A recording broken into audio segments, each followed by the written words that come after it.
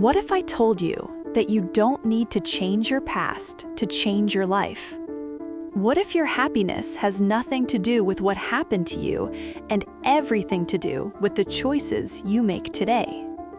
In today's review, we're diving into one of the most thought-provoking and quietly life-changing books in the self-help world, The Courage to Be Disliked by Ichiro Kishimi and Fumitake Koga. If you've ever felt trapped by your past, burdened by other people's expectations, or afraid of being judged, this book will challenge you in the best possible way. This isn't your typical self-help book filled with bullet points and productivity hacks. Instead, it's written as a conversation between a philosopher and a skeptical young man. Through this dialogue, the authors introduce the psychology of Alfred Adler, a revolutionary thinker who believed that we are not controlled by trauma or circumstances, but by the meaning we give them. And here's the bold claim at the heart of this book. You are not a victim of your past. You are the creator of your present. So, what will you actually learn from this book? First, you'll learn the concept of separation of tasks. This idea alone can dramatically reduce anxiety. It teaches you to ask one simple question: whose task is this? Other people's opinions about you? That's their task. Whether someone likes you or not, their task. Your job is to focus only on what you can control: your choices, your actions, your growth. And that is incredibly freeing. Second, you'll discover why the desire for approval may be holding you back. The authors argue that living to please others guarantees resentment and unhappiness. To be truly free, you must have the courage to be disliked. Yes, disliked. Not because you want conflict, but because living authentically sometimes means not fitting into everyone's expectations. You'll also explore how all problems are essentially interpersonal relationship problems. From insecurity to jealousy to anger, most struggles arise in how we relate to others. The book reframes relationships as opportunities for contribution rather than competition. And that shift, it changes everything. Now, let's talk strengths. The biggest strength of this book is its clarity.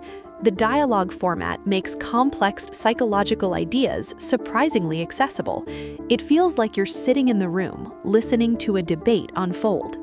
It also challenges deeply rooted beliefs, especially the idea that trauma permanently defines us.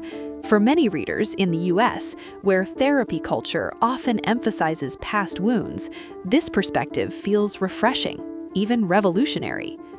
Another strength is how practical the philosophy becomes. These aren't abstract ideas.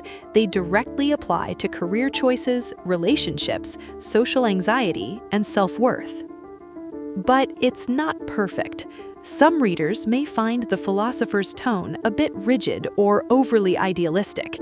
At times, the arguments feel absolute, almost too neat for the messy complexity of real life. And if you strongly believe that past trauma determines behavior, this book may feel uncomfortable, even confrontational. So, who is this book perfect for? It's ideal for people feeling stuck in patterns of people-pleasing, for those battling social anxiety or fear of judgment, for anyone wanting a mindset shift rather than surface-level motivation. If you enjoy books like Atomic Habits or The Subtle Art of Not Giving F, but want something deeper and more philosophical, this will resonate. Who should skip it? If you're looking for step-by-step productivity systems or quick motivational boosts, this may feel too conceptual.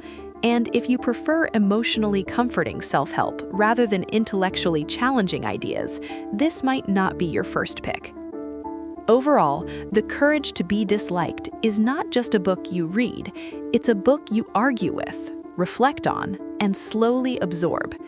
It invites you to take radical responsibility for your happiness, and that can be uncomfortable, but it can also be transformative.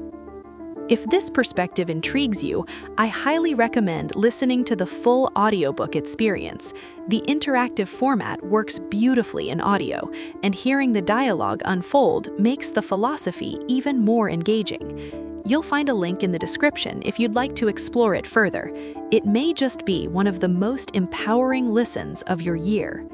If you enjoyed this summary, don't forget to like, subscribe, and let me know in the comments what's one belief about your past you're ready to challenge.